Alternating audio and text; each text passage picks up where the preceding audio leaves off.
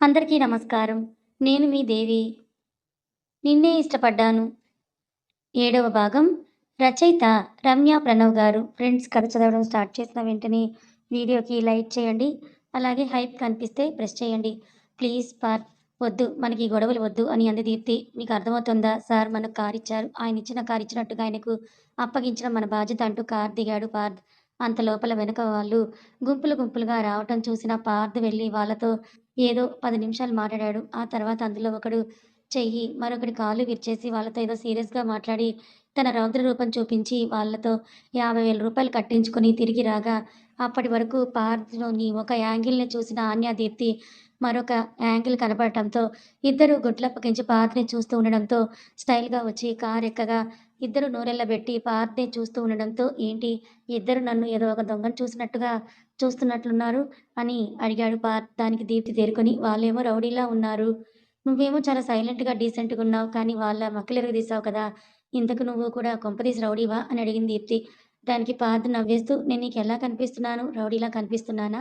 అని అడిగాడు. నువ్వలా కనబడటం లేదులే కానీ, నీ యాక్షన్స్ అలా కనిపిస్తున్నాయి అంది దీప్తి. అయితే అలాగే అనుకో అన్నాడు పార్థ్. సరే కానీ ఇది చెప్పు, నువ్వు వాళ్ళతో ఏం మాట్లాడావు? మొదట వాళ్ళు ఫుల్ కోపంగా ఉన్నారు. ఆ తర్వాత నీకు భయపడిపోయినట్లు కనిపించారని అడిగింది దీప్తి. అదేం లేదు. వాళ్ళు కాస్త ఎక్స్‌ట్రా చేశారులే. అందుకే నేను చేయాల్సింది నేను చేశాను. ఇంకెప్పుడు ఎవరి జోలికి వెళ్లరు. అలాగే కార్ రిపేర్‌కి ఇవ్వాల్సిందంతా ఇచ్చారులే అని కాస్త కోపంగా అన్నాడు పార్థ్. ఆ కోపం వాళ్ళు కార్‌ను గుద్దినందుకు అనుకున్నారు కానీ, ఆ కోపం వెనకాల అసలు కారణం తెలిస్తే వీళ్ళకి కూడా పార్థ్ మీద కోపం వచ్చేదని వాళ్ళకు తెలియదు. అలా వాళ్ళు మాట్లాడుకుంటూ ఉండగానే వాళ్ళు పనిచేసే షాప్ రావడంతో ఇంకా ఆన్యకు కూడా భయం పెరిగిపోయింది. సార్, కారుని చూసారంటే ఎలా ఫీల్ అవుతారో నాకు భయంగా ఉంది అంది ఆన్య. Don't worry ఆన్య. తప్పు చేసింది నేను. మీరేం వర్రీ అవ్వకండి. నేను చూసుకుంటాను కదా! అని అన్నాడు పార్థ్. అదేంటి? నువ్వెందుకు తప్పు చేశావు? తప్పు చేసింది వాళ్ళు కదా అని దీప్తి అనడంతో, కానీ డ్రైవింగ్ సీట్‌లో కూర్చుంది నేనే కదా! వాళ్ళు వచ్చే స్పీడ్‌ని ఎస్టిమేట్ చేయాల్సిన బాధ్యత నాదే కదా! సో, దీనికి నేను పూర్తి బాధ్యత వహిస్తున్నాను. మీరేం కంగారు పడకండి అని అంటూ వాళ్ళిద్దరిని లోపలికి వెళ్ళమని చెప్పి తను ఓనర్ గారి దగ్గరికి వెళ్లి జరిగింది జరిగినట్లుగా వివరించి, సార్, వాళ్ళ దగ్గర 50,000 తీసుకున్నాను. నాకు తెలిసి కార్‌కి ఎగ్జాక్ట్‌లీ 30-35,000 అవుతుంది. కానీ వాళ్ళు తప్పు చేశారు కాబట్టి నేను ఎక్కువ మనీ తీసుకున్నాను. కానీ కార్ డ్యామేజ్ అయినందుకు నన్ను క్షమించండి సార్ అని అనటంతో, అయ్యో! పర్లేదులే కానీ పార్థ్, నీకేం అభ్యంతరం లేకపోతే కారు నువ్వే గ్యారేజ్‌కి తీసుకొని వెళ్ళగలవా? 1 వీక్ తర్వాత మా బాబు అమెరికా నుంచి వస్తున్నాడు. అప్పటికి కార్ రెడీ కాకపోతే చాలా కష్టం. వాడు మళ్ళీ కార్ లేకపోతే బైక్ మీద ఊరంతా బలాదూర్‌గా తిరుగుతూ ఉంటాడు. వాడు బైక్ మీద తిరుగుతూ ఉంటే మా ఆవిడ వాడి వెనకాల తిరిగేలా చేస్తుంది నన్ను భయంతో అని ఓనర్ అయిన కృష్ణ గారు అంటే, అయ్యో! తప్పకుండా సార్ అంటూ పార్థ్ కార్‌ను గ్యారేజ్‌కి తీసుకొని వెళ్ళిపోగా అక్కడే ఉన్న ఆన్య హరికృష్ణ గారి మాటలు విని, సార్, సాయి అన్నయ్య అమెరికా నుండి వస్తున్నాడా అని ఆనందంగా అడిగింది. అవును ఆన్య, 1 వీక్‌లో వస్తున్నాడు. వాడు చదువు అయిపోయింది కదా! ఇక్కడే ఉద్యోగం చేస్తాడంట. మళ్ళీ అమెరికా వెళ్ళడంట. అక్కడ జాబ్ వచ్చినా కూడా వదులుకొని నేను ఇండియాలోనే మీ దగ్గరే ఉంటానంటున్నాడని ఆయన అనటంతో, అది మంచిదే కదా సార్! మీరేమో ఇక్కడ, అన్నయ్య ఒకడేమో అక్కడ. మీ అందరిని వదిలి ఒంటరిగా ఉండడం ఎందుకు సార్? ఒంటరిగా ఉండడం ఎంత కష్టమో మమ్మల్ని అడిగితే మేము చెప్తామని అంటూ చిన్నగా నవ్వి, I am so happy sir, అన్నయ్య వస్తున్నందుకు అని ఆన్య అనడంతో, అబ్బో! పార్థ్‌ని అన్నయ్య అంటే దీనికి ఎక్కడలేని కోపం వస్తుంది. ఇది మాత్రం ఆ సాయి గాడిని అన్నయ్య అనొచ్చు. వాడిని చూస్తేనే నాకెక్కడలేని కోపం తన్నుకొనొస్తుంది. 24 గంటలు దీపు దీపు అని వెనకాల తిరుగుతాడు దరిద్రుడు అని అనుకుంది దీప్తి మనసులో. దీప్తి ఆలోచనలు తెలిసిన ఆన్య మాత్రం దీప్తి కోసం చాలా హ్యాపీగా ఫీలయింది. ఎందుకంటే సంవత్సరం క్రితమే సాయి వచ్చినప్పుడు తను దీప్తిని ప్రేమిస్తున్నానని, తన చదువు పూర్తయిపోయాక ఇంట్లో తల్లిదండ్రులను ఒప్పించి దీప్తిని పెళ్లి చేసుకోవాలని అంటున్నానని తనకు మాత్రమే చెప్పాడు. కానీ దీప్తికి మాత్రం చెప్పడానికి భయంగా ఉంది. మొదట అమ్మ, నాన్న ఒప్పుకున్నాకే నేను దీప్తికి నా ప్రేమ విషయం చెప్తానని. ఎందుకంటే ఒకవేళ వాళ్ళు ఒప్పుకోకుంటే నేను వాళ్ళని వదిలి దీప్తి కోసం రాలేను. ఒకవేళ వచ్చినా కూడా ఇన్ని సంవత్సరాలు ఒంటరిగా తను మళ్ళీ నాతో జీవితం ఒంటరిగా గడపడం నాకిష్టం లేదు. తనకొక పెద్ద ఫ్యామిలీని ఇవ్వాలి. తను నా ఫ్యామిలీలో కలిసిపోయి చాలా బావుండాలని అసలు గుర్తుకొచ్చి మనసంతా ఆనందంతో నిండిపోయింది. తనకు తెలుసు వాళ్ళ సార్ ఎలాంటివాడో. ఖచ్చితంగా దీప్తిని తన కోడలిగా ఒప్పుకుంటారు. అది తలుచుకొని ఎదురుగా ఉన్న దీప్తిని చూసి, దీపూ అని గారంగా పిలిచింది ఆన్య. వెంటనే కోపంగా ఆన్య మెడ పట్టుకొని, ఇంకొకసారి అలా అంటే పీక పిసికి చంపేస్తాను. ఇప్పటివరకు ఏదో నార్మల్‌గా ఉన్న నీకు ఇంత ధైర్యం ఎక్కడి నుంచొచ్చిందే బక్కదానా! ఒంటి మీద కేజీ కండలేదు కానీ దీపు అంట దీపు. నీకు తెలుసు నన్నెవరైనా దీపు అని పిలిస్తే పరమ అసహ్యం నాకు అని దీప్తి అనడంతో, నిన్ను దీపు అని పిలిచేది ఒక్కరే కదా! అది మా అన్నయ్య కదా! అని ఆన్య అనగానే, ఆ! నీ తొక్కలో అన్నయ్యని అని అంది దీప్తి. వెంటనే దీప్తిని పక్కకు తీసుకొని వెళ్ళి, దీప్తి కళ్ళలో కళ్ళు పెట్టి చూస్తూ, నిజం చెప్పు సాయి అన్నయ్య అంటే నీకు కాస్త కూడా ఇంట్రెస్ట్ లేదా? కాస్త కూడా ఇష్టం లేదా? అని సీరియస్‌గా అడిగింది ఆన్య. లేదని వెంటనే టక్కున చెప్పింది దీప్తి. సరే ఆ విషయం నా కళ్ళలోకి చూస్తూ నా మీద ఒట్టేసి చెప్పు అంటూ దీప్తి చెయ్యిని తీసుకొని తన తల మీద పెట్టుకొని అడగ్గా, ఆ చెయ్యి తీసేస్తూ నీకేమైనా పిచ్చి పట్టిందా? అయినా సాయి అంటే నాకిష్టం ఉండడం ఏంటి? అతను మన ఓనర్ గారి కొడుకు. ఆయనకు ఈ ముక్క తెలిస్తే నిన్ను, నన్ను ఉద్యోగుల నుంచి పీకేసి పాకం పెడతాడు. అయినా నువ్వు ఉన్న ప్లేస్ ఏంటి? మాట్లాడే మాటలేంటి? మూసుకొని పని చేసుకో అంటూ అక్కడి నుంచి వెళ్ళిపోగా, నాకు తెలుసే అని నవ్వుకుంది ఆన్య. ఆ పార్థ వెళ్లి గ్యారేజ్‌లో కారిచ్చే ఎస్టిమేషన్ అమౌంట్ అడగగా, వాళ్ళు 35,000 అవుతుంది. 35,000 మధ్యలో అవుతుందని చెప్పడంతో ఆ షాప్‌కి వచ్చి హరికృష్ణ గారికి అదే విషయం చెప్పగా, పార్థ్‌ను ఆశ్చర్యంగా చూస్తూ, "నాకొకటి అర్థం కావట్లేదు పార్థ్. అసలు నీకెన్ని టాలెంట్స్ ఉన్నాయో అని. ఒకవైపు చూస్తే కంప్యూటర్‌ని ఆడుకుంటున్నావు. మరొక వైపు ప్రతీదీ ఈజీగా ఎస్టిమేట్ చేయగలుగుతున్నావు. ఎలా చెప్పు పార్థ్" అని ఆయన కూడా ఆశ్చర్యంగా అడిగారు. "అయ్యో! అలా ఏం లేదు సార్. ఏదో నార్మల్‌గానే నేను ఎస్టిమేట్ చేశాను. కొద్ది రోజులు కార్ గ్యారేజ్‌లో కూడా పనిచేశానులెండి" అంటూ అప్పుడు నోటికొచ్చిన అబద్ధం ఏదో చెప్పాడు పార్థ్. ఆ రోజు అంతా ఆన్య ఫుల్ హ్యాపీగా ఉండడం, దీప్తి మాత్రం కాస్త డల్‌గా, కాస్త నెర్వస్‌గా ఉండడం గమనించిన పార్థ్ దీప్తి దగ్గరికి వెళ్లి, "ఏమైంది? ఎగ్జామ్ బానే రాసినట్టున్నావు కదా! మరెందుకిలా ఉన్నావు?" అని అడగ్గా, "ఏం లేదు. ఏముంటుంది? ఏముండదు. నన్ను నువ్వు పని చేసుకోనివ్వు అని అలాగే నీ పని చేసుకో" అని కోపంగా చెప్తుంది దీప్తి. దీప్తి కోపం అర్థకాని పార్థ్ అలాగే ఆలోచిస్తూ నిలబడగా, పార్థ్ దగ్గరికొచ్చిన అన్నయ్య, "ఏమైంది?" అని అడిగింది. "అసలు మీ ఫ్రెండ్‌కి ఏమైంది ఆన్య? అలా గుర్రుగా ఉంది నా మీద" అని అడిగాడు పార్థ్ అమాయకంగా. "సార్ వాళ్ళ అబ్బాయి అమెరికా నుంచి వస్తున్నాడంట. అదే తన నెర్వస్‌కి, కోపానికి కారణం" అని ఆన్య అనటంతో, "ఇద్దరికీ సంబంధం ఏంటి?" అని అడిగాడు పార్థ్. లాస్ట్‌గా సాయి తనతో మాట్లాడిన మాటలన్నీ ఆన్య పార్థ్‌కు చెప్పగా, చాలా సంతోషం. నిజం చెప్పాలంటే అతను చాలా బాగా ఆలోచిస్తున్నాడు కదా! మరి దీప్తి ఎందుకలా ఉంది? అని అడగటంతో, యాక్చువల్‌గా అన్నయ్యకి దీప్తి పైన ఉన్న ప్రేమ అన్నయ్య ఇంకా దీప్తికి చెప్పలేదు. నాకు తెలిసి దీనికి కూడా అన్నయ్య అంటే చాలా ఇష్టం. కానీ ప్రతిసారి తన గురించి, తన స్తోమత గురించి, తనకు లేని కుటుంబం గురించి ఆలోచిస్తూ తను ఒక అనాథ కాబట్టి అన్నయ్య దాన్ని చేసుకోవడం కరెక్ట్ కాదన్నట్టుగా ఆలోచిస్తోందనేది నా అనుమానం అని అంది ఆన్య. ఇప్పుడు తను అనాథ ఎందుకవుతుంది? తనకు నువ్వున్నావు, అన్నయ్యగా నేనున్నాను. మనం కలిసి తన పెళ్లి చేయొచ్చు కదా! అని అడిగాడు పార్థ్. అన్నయ్య ఒకసారి వస్తే చాలు దీని మైండ్‌ని ఆటోమేటిక్‌గా మార్చేస్తాడు. దీనికి కూడా భయం ఎక్కడ అన్నయ్యకి పడిపోతుందేమో అని. అందుకే ఇదిగో ఇలా కల్లబొల్లి కబుర్లు చెప్పి అన్నయ్యని తిట్టుకుంటూ గడిపేస్తోందని చెప్పింది ఆన్య. అలాగా నాకీరోజు ఒక కొత్త విషయం తెలిసిందన్నాడు పార్థ్. ఆ రోజంతా దీప్తి చిటపటలాడుతూనే ఉండగా, రాత్రి ఇంటికి వెళ్తున్న సమయంలో "నీకెందుకంత కోపం వస్తోంది? అన్నయ్య వస్తున్నాడంటే" అని అడిగింది ఆన్య మళ్ళీ. "నువ్వు వాడిని అన్నయ్య అని పిలవకే. నాకు చికాకుగా ఉంది" అంది దీప్తి. "నువ్వు పార్థ్‌ను అన్నయ్య అని పిలిచినప్పుడు నాకు కూడా చికాకుగానే ఉండేది. అది నువ్వేమైనా నా మాట విన్నావా?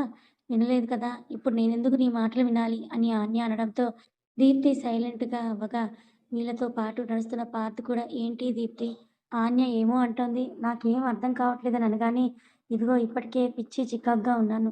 దీన్నేం పీకలేనని ఇంకా చికాకులో ఉన్నాను. కాబట్టి ఇప్పుడు నా చేతికి దొరికిన వాళ్ళు బకరా అవ్వటం ఖాయం. ఆ బకరా నువ్వవ్వాలని అనుకుంటున్నావా? అని అడిగింది దీప్తి. లేదు నాకంత అదృష్టం వద్దమ్మా! అని పార్థ్ భయపడుతున్నట్లుగా నటించడంతో, ఆన్య గట్టిగా నవ్వేసి, ఈ పిచ్చిదానికి భయపడుతున్నావా? అని అడిగింది. ఏం చేద్దాం? పిచ్చి వాళ్ళకు దూరంగా ఉండాలి కదా! అని మా ఇంట్లో ఎవరో చెప్పినట్టు గుర్తు అని అనడంతో, ఏంటి నన్ను పిచ్చిదాన్నంటావా? అంటూ పార్థ్ పరిగెత్తిస్తూ కొట్టగా, చాలా సేపు నవ్వుకుంది ఆన్య. అలా ముగ్గురు చాలా సమయం వరకు ఒకరినొకరు ఏడిపించుకుంటూ ఆశ్రమానికి చేరారు. మర్నాడు నుండి మళ్ళీ రొటీన్‌లో పడిపోయారు. కానీ ఆన్య మాత్రం దీప్తిని ప్రతిరోజులానే ఏడిపిస్తూనే ఉంది. సరిగ్గా 4 రోజుల తర్వాత పార్థ్ వెళ్లి కారును గ్యారేజ్ నుండి తీసుకొని రాగా, సాయి అమెరికా నుండి వచ్చే ముందు రోజు హరికృష్ణ గారు పార్థ్‌ని పిలిచి, "నువ్వు మమ్మల్ని ఎయిర్‌పోర్ట్‌కి తీసుకొని వెళ్ళగలవా?" అని అడిగారు. "తప్పకుండా సార్" అని పార్థ్ అనటంతో, ఆన్య, దీప్తి "మీరు కూడా రండి సాయి మిమ్మల్ని కూడా తీసుకొని రమ్మని మరీ మరీ చెప్పాడు" అని చెప్తాడు. "తప్పకుండా సార్" అని పార్థ్ అనటంతో, ఆన్య, దీప్తి "మీరు కూడా రండి. సాయి మిమ్మల్ని కూడా తీసుకొని రమ్మని మరీ మరీ చెప్పాడని" చెప్పారు హరికృష్ణ గారు. ఆ మాట వినగానే ఆన్య, పార్థ్ ఇద్దరూ దీప్తి వైపు చూడగా, దీప్తి కళ్ళు పెద్దవి చేసి ఆన్య వైపు కోపంగా చూస్తూ, "నేను రాను. నువ్వు కూడా వెళ్ళొద్దన్నట్టుగా" సైగ చేయగా, "సార్ నాకేం అభ్యంతరం లేదు. ఇన్‌ఫాక్ట్ నాకు అన్నయ్యని చూడాలనే ఆశగా ఉంది. అన్నయ్యని కలిసి 1 ఇయర్ అవుతోంది. ఈ మధ్య ఫోన్‌లో కూడా దొరకట్లేదు అన్నయ్య. ఇంతకుముందు కనీసం మీరు షాప్‌లో ఉన్నప్పుడు మీకు కాల్ చేస్తే మీతో మాట్లాడేవారు. ఇప్పుడు అలా కూడా మాట్లాడట్లేదని ఆన్య స్నేహితురాలిని చూడకుండా హరికృష్ణ గారి వైపు చూస్తూ అనటంతో, "వస్తున్నాడు కదా మీ అన్నయ్య, వచ్చాక ఏం అడగాలనుకుంటున్నారో అడిగేసేయండి. ఏం కడగాలనుకుంటున్నారో కడిగేసేయండని" అన్నారు హరికృష్ణ గారు నవ్వుతూ. ఇంక దీప్తికి ఆన్యపై కోపం తారాస్థాయికి చేరుకుంది. తను చెప్పిందొకటైతే ఆన్య చేసిందొకటని అనుకుంటూ తనే మాట్లాడుతూ, "మీరు ముగ్గురు వెళ్ళిరండి సార్. మళ్ళీ అందరం అంటే కార్‌లో స్పేస్ ఉండదు. మీరు, ఆంటీ మీరిద్దరు ఇలాగే సాయి గారు. ఇంతమంది అంటే కష్టమవుద్ది. మళ్ళీ సాయి గారు లగేజ్‌తో పాటు ఉంటారు కదా!" అని దీప్తి అనడంతో, "ఇట్స్ ఓకే దీప్తి. మనం ఏదోలా సర్దుకుపోవచ్చులే. అన్నయ్య రమ్మన్నప్పుడు వెళ్ళకపోతే బాగోదు. అన్నయ్య ఫీలవుతారు కదా!" అని అంది ఆన్య. ఇప్పుడు కనుక ఆన్య తన చేతికి దొరికితే చంపేసేంత కోపం ఉండగా, తాను అక్కడ కామ్‌గా ఉండడానికి ట్రై చేస్తూ ఉంటే, ఎలాగూ మనది 7 సీటర్ కార్ కదా! దీప్తి పర్వాలేదులే. వాడి లగేజ్ డిక్కీలోనే పెడితే సరిపోతుంది. వాడికి కూడా మనం కాకుండా ఇంకెవరున్నారు చెప్పండి? వాడి ఫ్రెండ్స్ అందరూ అమెరికాలోనే ఉన్నారని హరికృష్ణ గారు అనటంతో, "అవును దీప్తి. సాయి గారు రమ్మన్నారంట కదా! మీరు తప్పకుండా వెళ్ళాలి. ఆయన మిమ్మల్ని గుర్తుపెట్టుకొని మరీ రమ్మన్నారు. మీరు వెళ్ళకపోతే బాగోదు. ఫీలవుతారేమో" అని అన్నాడు పార్థ్. ఇంకేమీ చేయలేని దీప్తి, "సరే సార్" అని చెప్పి అక్కడి నుంచి వెళ్ళిపోయింది. దీప్తి కోసం అర్థమైన ఆన్య పార్థ్ దగ్గరికి కాస్త జరిగి, "మన ఇద్దరి పని అయిపోయిందిగ ఈ రోజు" అని అనడంతో, "ఇట్స్ ఓకేలే చూసుకుందాం" అని అన్నాడు పార్థ్. ఆ రోజంతా దీప్తి ఆనితో గానీ, పార్థ్‌తో కానీ అస్సలు మాట్లాడలేదు. ఇంటికి వెళ్ళినప్పుడు కూడా తను సైలెంట్ అవ్వగా, ఆన్యనే కావాలని దీప్తితో మాట్లాడుతూ, "ఏహే! ఎందుకలా ఉన్నావు? ఎయిర్‌పోర్ట్‌కొస్తే ఏమవుతుంది? జస్ట్ వస్తేనే నువ్వు అన్నయ్యకు పడిపోతావని భయమా నీకు?" అని అడగ్గా, "షటప్ ఆన్య. Just shut up. మనము మాట్లాడే ముందు మన మాటలో కన్విక్షన్స్ కాస్త ఆలోచించాలని" అంది దీప్తి కోపంగా. "అయ్యో! దీప్తి నువ్వు తనని ఎందుకు కోప్పడుతున్నావు? అతను మీ ఇద్దరికీ తెలుసు కాబట్టే వెళ్దామని అంటోంది ఆన్య. నీకిలాంటి స్పెషల్ ఇంట్రెస్ట్ ఏదీ లేకపోతే నీకెందుకు కోపం వస్తుంది?" అని అడగటంతో దీప్తి సైలెంట్ అయిపోతుంది. అదే రోజు ఉదయం లండన్‌లో ఉన్న వ్యక్తి తన పని అప్పగించిన వాళ్ళతో మళ్ళీ వీడియోలో మాట్లాడుతూ, "మీరక్కడికి వెళ్లి చాలా రోజులే అయింది కదా! ఏమైనా రిజల్ట్ ఉందా? లేదా మీరసలు వాడిని వెతుకుతున్నారా? లేక హైదరాబాద్ బిర్యానీ తింటూ కూర్చున్నారా? కనీసం వాడు కనపడ్డాడా?" అని కోపంగా అడిగాడు. "అయ్యో సార్! మేము ప్రతిరోజు వెతుకుతున్నాం సార్. అసలు మాకు తారసపడలేదు. ఒకవేళ తారసపడితే మేము మీకు చెప్పకుండా ఉంటామా? మా వల్ల కాకపోయినా అతనిక్కడున్నాడు అని తెలిస్తే మీ వాళ్ళు ఇక్కడికొచ్చి అతన్ని పట్టుకుంటారని మాకు తెలుసు కదా సార్" అని ముగ్గురిలో ఒకడు అనగానే, "నిజం చెప్తున్నారా? లేక మీరు ఎన్ని రోజులు వెతికితే అన్ని రోజులు మీకు డబ్బులు దొరుకుతాయని వెతకకుండా ఉంటున్నారా?" అని అడిగాడు ఆ వ్యక్తి. "నిజమే చెప్తున్నాం సార్. అతను ఇక్కడున్నట్టు మాకు కనిపించడం లేదు. మేమైతే హైదరాబాద్ మొత్తం జల్లెడ పట్టాం. ఇక ఇప్పుడు తెలంగాణ ఇంటీరియర్స్‌కి వెళ్తున్నాం.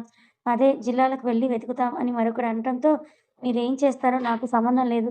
కానీ వాడు నాకు దొరకాలని" చెప్తూ ఉండగానే అక్కడికొచ్చిన దర్శ్ తండ్రి వీడియో కాన్ఫరెన్స్‌లో ముగ్గురితో మాట్లాడడం చూసి, "వాడు దొరికాడా?" అని ఆ ముగ్గురిని అడగగా, "లేదు సార్. అతను హైదరాబాద్‌లో లేనట్టున్నాడు" అని ముగ్గురిలో మరొకడు చెప్పగా, "డాడీ మీరిలాంటి మూర్ఖులను ఎలా నమ్మారో నాకు అర్థం కావట్లేదు. ఇంక నేనే హైదరాబాద్ వెళ్తాను. నేనే డైరెక్ట్‌గా వెళ్లి వాడిని వెతుకుతానని" దర్శ్ చెప్పడంతో, "వాడక్కడ లేనట్టున్నాడురా. నువ్వు వెళ్లి వెతికినా ఏం లాభం" అని అన్నాడా పెద్దాయన. "వాడక్కడ లేకపోయినా ఎక్కడో ఒక చోట ఇండియాలోనే ఉంటాడు కదా! నేను కనుక్కున్న ఇన్ఫర్మేషన్ ప్రకారం వాడు మొదట ముంబై చేరుకున్నాడు.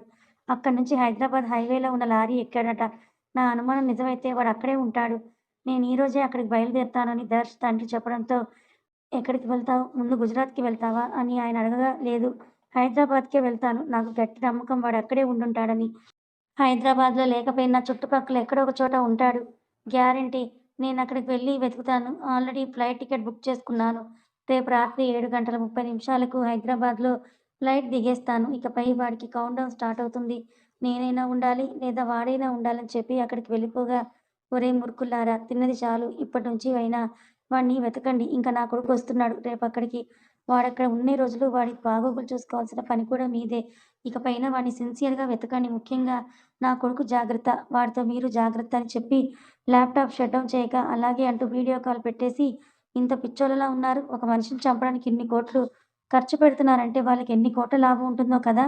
అని వాళ్ళలో వాళ్ళు అనుకున్నారు. మర్నాడు ఉదయం షాప్‌కు వెళ్ళాక కూడా దీప్తి పార్థతో కానీ, ఆన్యతో కానీ కనీసం మాట్లాడలేదు. వాళ్ళెంత మాట్లాడించాలని చూసినా తను అస్సలు వాళ్ళతో మాట్లాడకపోవడంతో పార్థ్‌కి కాస్త బాధతో పాటు కాస్త కంగారు రావడంతో ఆన్య దగ్గరికి వెళ్లి, "దీప్తికి కోపం వచ్చిందనుకుంటా. తను మనతోనే ఇలా ఉంటే ఇంక అతనితో ఎలా ఉంటుందో పాపం అతను ఫీలవుతారేమో కదా!" అని చెప్పగా, "ఊరుకో నువ్వు. ఇప్పుడు మనం కొంచెం తగ్గామే అనుకో అది మళ్ళీ ఎక్కువ చేస్తుంది. నేను రాను" అని అంటుంది. మళ్ళీ "సార్ ఎందుకు? ఏమిటి?" అని అడిగితే మనం ఏం సమాధానం చెప్తాం? అని ఆన్య అడగటంతో, "అది కూడా కరెక్టే" అని అన్నాడు పార్థ్. అలా సాయి పుణ్యం అని ఆన్య, పార్థ్ ఇంకా మంచి స్నేహితులయ్యారు. అలాగే ఆన్య సమర్థ్ మర్చిపోవడానికి తన వంతు ప్రయత్నం తను చేస్తూనే ఉంటుంది. అలా సాయి ఫ్లైట్ రాత్రి 8 గంటలకు రీచ్ అవుతుంది అని తెలియటంతో ఆన్య, పార్థ్, దీప్తి 2 గంటలకే వాళ్ళ పనిని ముగించుకొని ఆశ్రమానికి వెళ్లి ఫ్రెష్ అప్ అయి షాప్‌కి రాగా కారులో మొదట హరికృష్ణ గారింటికి వెళ్లి ఆయన భార్యను తీసుకొని ఎయిర్‌పోర్ట్‌కి బయలుదేరారు ఐదుగురు. వీళ్ళు చేరుకునేసరికి సరిగ్గా 7:30 అయింది. అలా అందరూ సాయి కోసం ఉత్కంఠగా ఎదురుచూస్తుంటే దీప్తికి మాత్రం ఎందుకో తెలియని నిస్సత్తువ ఆవహించగా సాయిని ఎలా తప్పించుకోవాలో తెలియక అలా ఏకాంతంగా గడిపి వాష్‌రూమ్‌కి వెళ్ళింది. సాయి వాళ్ళ ఫ్లైట్ అరగంట లేటని అక్కడ అనౌన్స్ చేయడంతో అందరూ తీరిగ్గా నిలబడ్డారు. సరిగ్గా 7:40 నిమిషాలకు యూకే నుండి అందులో నుండి దిగిన దర్శ్ మాత్రం ఎయిర్‌పోర్ట్‌లో అడుగుపెట్టగానే "నేనొచ్చేశానురా! నీ కోసం దేశాల నుండి వచ్చేశాను. ఇక నువ్వా నేనా మనిద్దరిలో ఒకరే బతికుండడం మిగిలేది" అని అనుకుంటూ తనను రిసీవ్ చేసుకోవాలనుకున్న వాళ్ళని కలవటానికి ఎయిర్‌పోర్ట్ నుంచి బయటకు వెళ్తూ ఉంటే, అప్పుడే వాష్‌రూమ్ వెళ్ళొస్తున్న దీప్తి చూసుకోకుండా వెళ్లి దర్శ్‌ను గుద్దుకుంది. దానికి దర్శ్ కింద పడిపోతూ ఉంటే, దీప్తినే దర్శ్‌కు చేయిచ్చి పడిపోకుండా ఆపుతూ "సారీ అండి. సో సారీ" అని అన్నది. "కళ్ళేమైనా తలలో పెట్టుకొని నడుస్తున్నావా? బుద్ధి లేదా? ఇలాంటి వాళ్ళు ఇక్కడికెందుకొస్తారని" కోపంగా, పొగరుగా అన్నాడు దర్శ్. అప్పటికే చికాకులో ఉన్న దీప్తికి దర్శ్ మాటల వల్ల అరికాలి మంట నెత్తికెక్కడంతో సార్ నేను కళ్ళు తలలో పెట్టుకొని నడుస్తున్నాను. నీ కళ్ళు నీ మొహంలోనే ఉన్నాయి కదా! అప్పుడు నువ్వేం చేశావు? కళ్ళు మూసుకొని నడుస్తున్నావా? అని అంతే పొగరుగా అన్నది దీప్తి. ఏయ్! You idiot woman! What are you talking? పిచ్చి పిచ్చిగా ఉందా? నేనెవరో తెలుసా నీకసలు? అని అడిగాడు దర్శ్ చాలా అసహనంగా. ఎందుకు? నువ్వెవరో నీకు తెలియదా ఏంటి? అని అడిగింది దీప్తి. దీప్తి మాటకి దర్శ్ ఇగో హర్ట్ అవ్వడంతో బాగా ఎక్స్ట్రాలు చేస్తున్నావు అమ్మాయివని ఊరుకుంటుంటే, నా మీదనే రెచ్చిపోతున్నావు. నేను తలుచుకుంటే నిన్ను ఈ భూమి మీద లేకుండా చేయగలను అని అనటంతో, అక్కడే చేతులు కట్టుకొని నిలబడి, యెస్ చెయ్యి. నేను కూడా చూస్తాను. నాకు కూడా స్పేస్‌కి వెళ్ళాలని ఉంది అని అన్నది దీప్తి. స్పేసా? అని ఆశ్చర్యంగా, అసహనంగా అడిగాడు దర్శ్. మరి భూమి మీద లేకుండా చేస్తానని అన్నావు కదా! ఒకవేళ స్పేస్‌కి పంపిస్తావేమో అని చూస్తున్నానులే అని అంది దీప్తి. అలా వీళ్ళిద్దరూ తగ్గకుండా మాట్లాడుకుంటూనే ఉన్నారు. కాదు కాదు మాటలతో పోట్లాడుకుంటున్నారు. అప్పటికే దీప్తికి ఉన్న ఫ్రస్ట్రేషన్ మొత్తం దర్శ్ వైపుకి మళ్ళగా, దర్శ్ కోపం మొత్తం దీప్తి వైపుకి మళ్ళింది. వీళ్ళిద్దరి గొడవను అందరూ దగ్గరగా వచ్చి మరి చూస్తూ ఉండగా, సడెన్‌గా వెనుకకు తిరిగిన ఆన్యకి దీప్తి ఎవరితోనో గొడవ పెట్టుకుంటున్నట్టుగా కనిపించగా, అయ్యో! ఇది మళ్ళీ ఎవరితోనో గొడవ పెట్టుకుంటున్నట్టుందే అని వెంటనే పార్థ్ పక్కకు వెళ్ళి, దీన్ని మనం తీసుకొని రాకుండా ఉండాల్సింది. ఇప్పుడు దాని తిక్క మొత్తం ఎవరి మీదకో మళ్ళిందని, అది ఎవరితోనో గొడవ పెట్టుకుంటోందని చెప్పడంతో పార్థ్ అటువైపుగా చూస్తాడు. దీప్తి మొహం పార్థ్ వాళ్ళ వైపు, అలాగే దీప్తి గొడవ పెట్టుకుంటున్న వ్యక్తి మొహం మరొక వైపు ఉండడంతో వాళ్ళకతనెవరు అనేది కనిపించలేదు. అయ్యో దేవుడా! ఈ పిల్ల ఉన్న దగ్గర ఉండదు కదా! ఒక నిమిషం ఉండు నేను వెళ్ళొస్తాను అంటూ పార్థ్ వెళ్ళబోతుంటే పార్థ్‌ను ఆపేసి "నువ్విక్కడే ఉండు. ఇప్పుడు నువ్వు వెళ్ళకు. అది ఎవరో అబ్బాయితో గొడవ పెట్టుకుంటున్నట్టుంది. నువ్వు వెళ్తే గొడవ పెద్దగా అవుతుంది. నేను వెళ్లి దాన్ని తీసుకొనొస్తానంది ఆన్య. వద్దు ఆన్య నేను వెళ్తాను కదా!" అని పార్థ్ అనడంతో చెప్పేది విను పార్థ్. నేను వెళ్తానంటూ ఆన్య వెళ్లి ఏమైంది అని దీప్తిని అడగ్గా "నువ్వు ఉండవే వీడెవడో బాగా ఎక్స్ట్రాలు చేస్తున్నాడు. నన్ను భూమి మీద ఉంచకుండా చేస్తాడట" అన్నది దీప్తి. దర్శ్ వైపే కోపంగా చూస్తూ "నువ్వు నోరు మూయి" అని చెప్పిన ఆన్య ఎదురుగా ఉన్న వ్యక్తి వైపు చూసి "సారీ సార్. తనేం చేసిందో నాకు తెలియదు. కానీ తన తరపున నేను మీకు సారీ చెప్తున్నానని" చెప్పింది. దర్శ్‌కైతే ఆన్య మాట్లాడుతుంటే తనేం మాట్లాడుతుందో కూడా అర్థం కాలేదు. అవేవీ తన బ్రెయిన్‌ని చేరటం లేదు. మొత్తం ప్రపంచాన్ని మర్చిపోయి ఆన్యని చూస్తూ నిలబడ్డాడు. మొదటిసారి తనకు ఒక అమ్మాయిని చూస్తే ఏదో తెలియని ఫీలింగ్ కలగడం. ఇన్ని రోజులుగా అతను తన పెదనాన్న కొడుకు పైన ఉన్న పగ, ప్రతీకారాల వల్ల అద్భుతమైన పర్సనల్ లైఫ్ గురించి ఆలోచించలేదు. బట్ మొదటిసారిగా ఆన్యని చూస్తే ఆన్య తనదైతే బావుండు అని అనిపించింది. నీల లాంటి కళ్ళు, చెక్కినట్లుగా ఉన్న ముక్కు, వెన్నెలాంటి చిరునవ్వు, తామరాకు లాంటి పెదాలను ఆలోచిస్తూ ఉండగా అలాగే అవ్వాలనంటూ దివిని తీసుకొని వెళ్ళిపోయింది నిలబడి ఉండగా.